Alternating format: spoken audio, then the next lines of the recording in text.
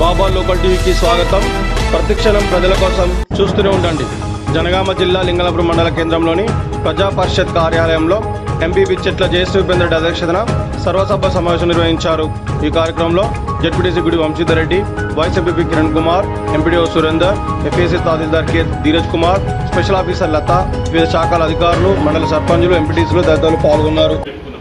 కనీసం అధికారులు ప్రజాప్రతినిధులు ఎవరికి చెప్పుకోవాలి, సమస్యలు ఏం చెప్పుకోవాలి, సమస్యలు అధికారులు ఎవరున్నారు ఫస్ట్ ఆధార్ తీసుకొని తర్వాత సమావేశం ఏ డిపార్ట్మెంట్ వచ్చిందో ఆధార్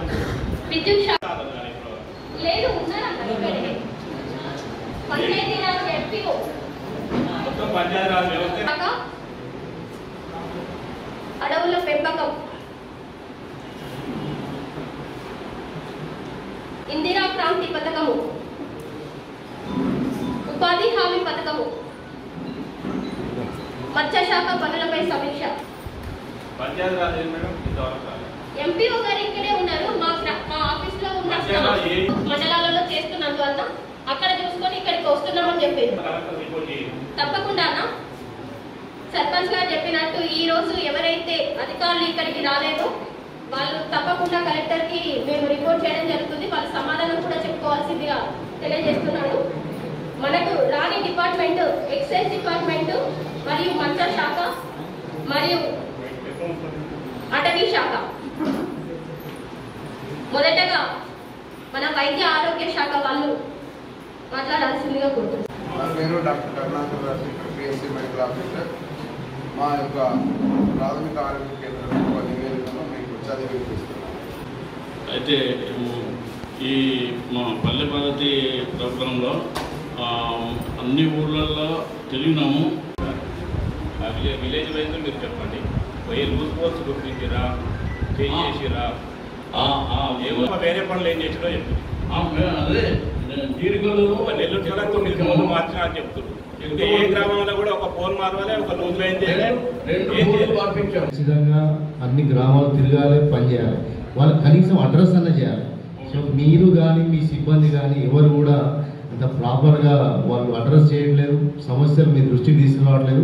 ఒకవేళ మీ దృష్టికి వచ్చినా కూడా మీ చేతిలో లేదు. ఎందుకంటే పోలీసు రావడం కావచ్చు, ట్రాన్స్ఫార్మర్లు కావచ్చు, ఇలాంటివన్నీ కూడా పై అధికారులు కూడా మీకు ఇవ్వట్లేదు. ఇవన్నీ తెలుసు. రేపు సారే మన అమరావతి గ్రామానికి వస్తాడు, అక్కడి నుంచి ఆయన ఇప్పటి వరకు కూడా ఒక్కసారి కూడా వస్తలేదు సార్.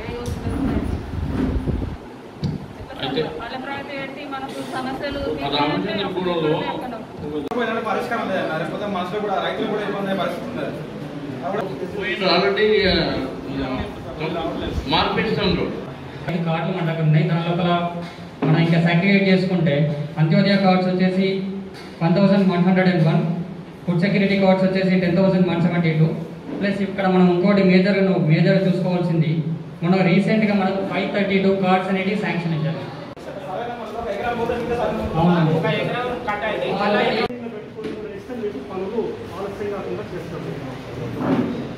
అందోనిగూడెంలో 1.2 కిలోమీటర్స్ పైప్ లైన్ వేసాము.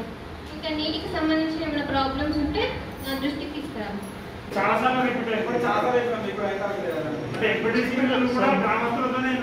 సర్పంచ్ గారితో పాటు మీ యొక్క ఎంపీటీసీ గారితో కూడా విషయం తెలియపరచండి అని పంచాయతీ కార్యదర్శులకు ప్రతి ఒక్కరికి కూడా ఈ జనరల్ బాడీ మీటింగ్ల సర్వసభ్య సమావేశంలో కాకుండా మనము మామూలుగా వీక్లో జరిగే బుధవారం మీటింగ్లో కూడా మెన్షన్ చేసి మరీ చెప్తున్నాం.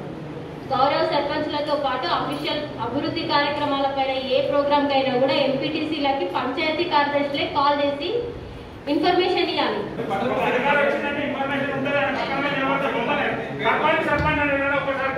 పటేల్గూడెం పంచాయతీ కార్యదర్శి 1 హెక్టార్ మీరు మామిడి తోట పెట్టుకున్నట్లయితే తోట యాజమాన్యం కింద 9,500. అందరికీ కూడా నమస్కారం.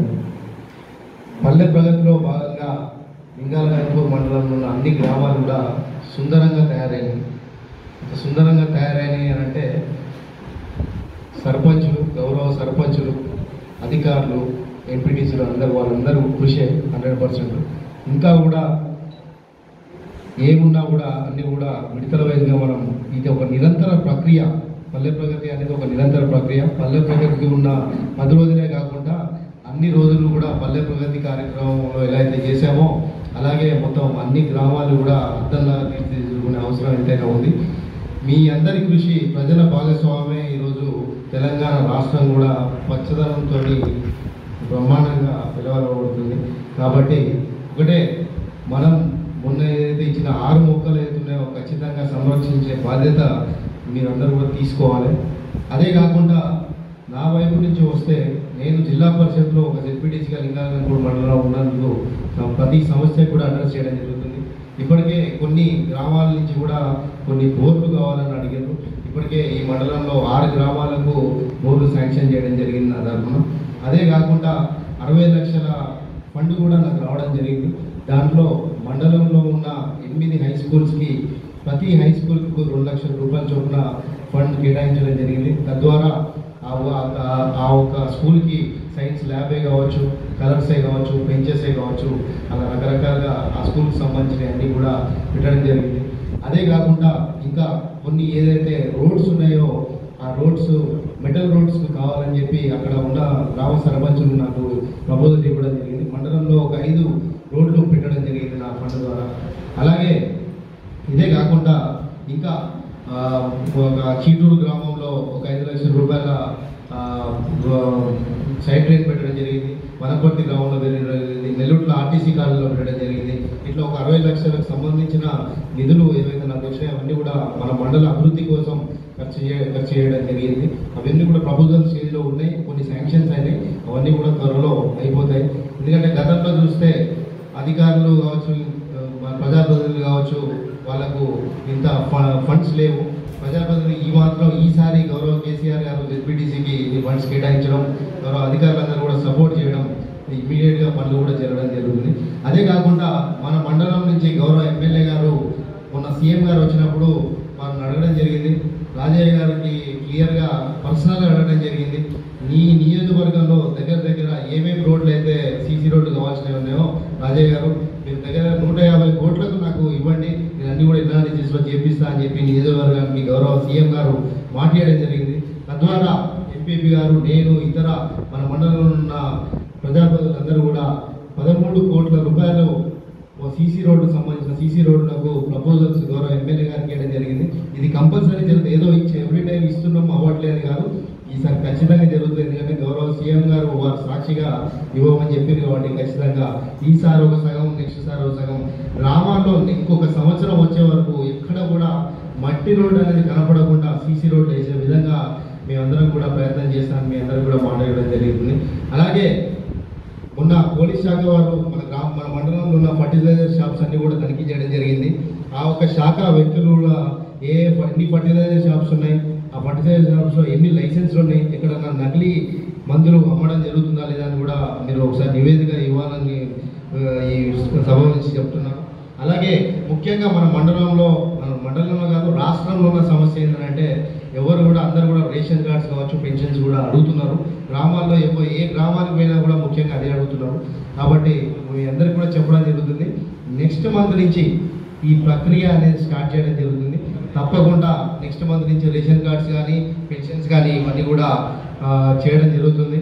అలాగే మన మండలంలో ఒక 20 ఎకరాలతోని ఒక పల్లె ప్రగతి భవనం, ఒక మోడల్ పల్లె ప్రగతి భవనం ఏర్పాటు చేయమని చెప్పి ప్రభుత్వం చెప్పడం జరిగింది. తప్పకుండా ఎంఆర్ఓ గారికి, ఇప్పుడున్న ప్రజెంట్ ఇన్ఛార్జ్ ఎంఆర్ఓ గారికి చెప్పడం జరిగింది.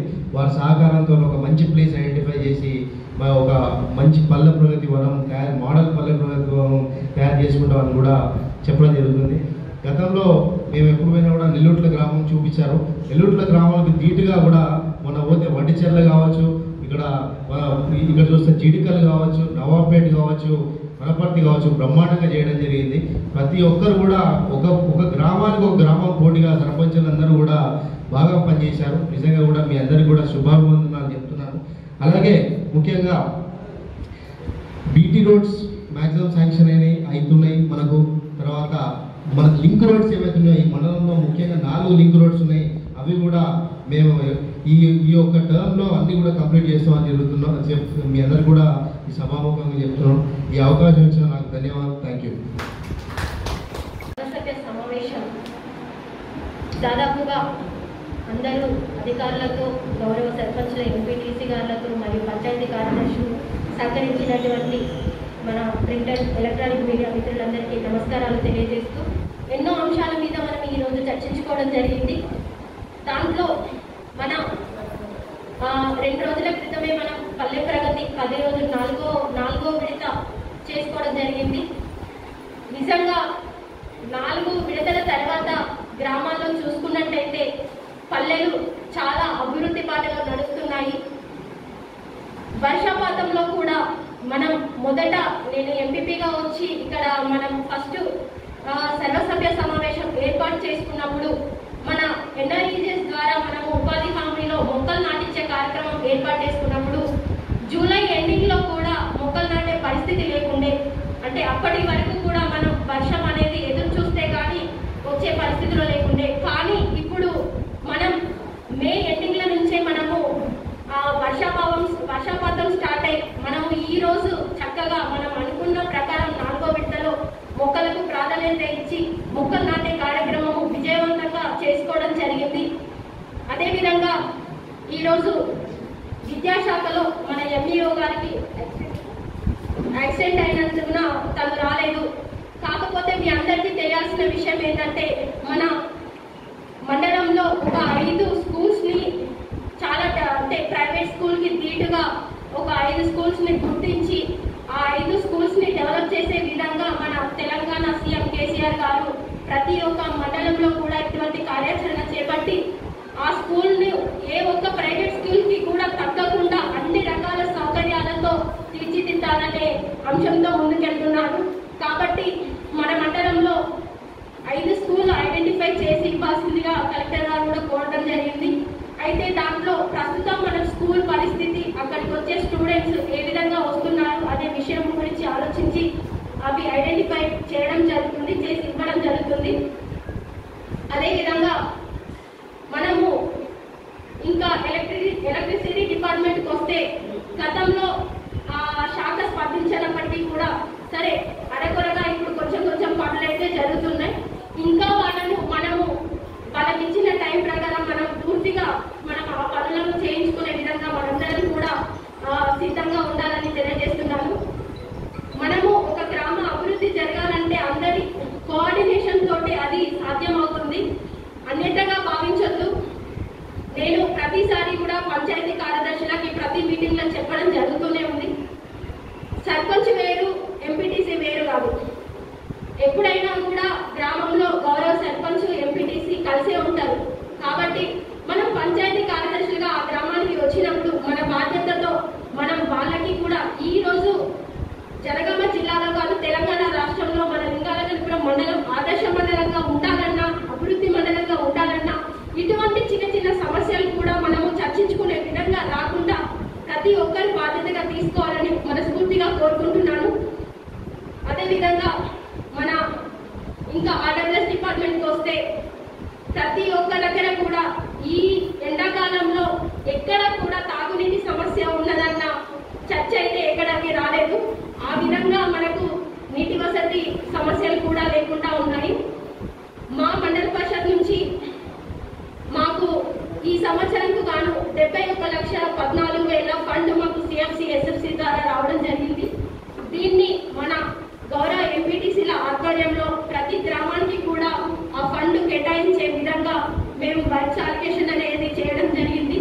దాంట్లో దానికంటే ముందుగా మాకు 15 ఫినాన్స్ కింద వచ్చిన ఫండ్ని 20 లక్షల ఫండ్ని మనం నవాబుపేటలో ఒక 5 లక్షల సైడ్ రైన్ కింద మరియు కుండారంలో ఒక 3 లక్షల సైడ్ రైన్ కింద, అదేవిధంగా పిట్టలోనిగూడెంలో పల్లె ప్రగతి 1లో నేను ఆ గ్రామానికి వెళ్ళినప్పుడు మాకు ఓహెచ్ఎస్ ట్యాంక్ ద్వారా వచ్చిన నీరు తప్ప మాకు ఇంకా ఎక్కడ కూడా నీటి సౌకర్యం లేదని అక్కడ గ్రామ సర్పంచ్ గారు తెలియజేయడం జరిగింది. ఆ సమస్య నేను అప్పటి నుంచి చేద్దామనుకున్నప్పటికీ కూడా మా మండల పరిషత్లో ఫండ్ లేకపోవడం వల్ల అది చేయలేకపోయాము.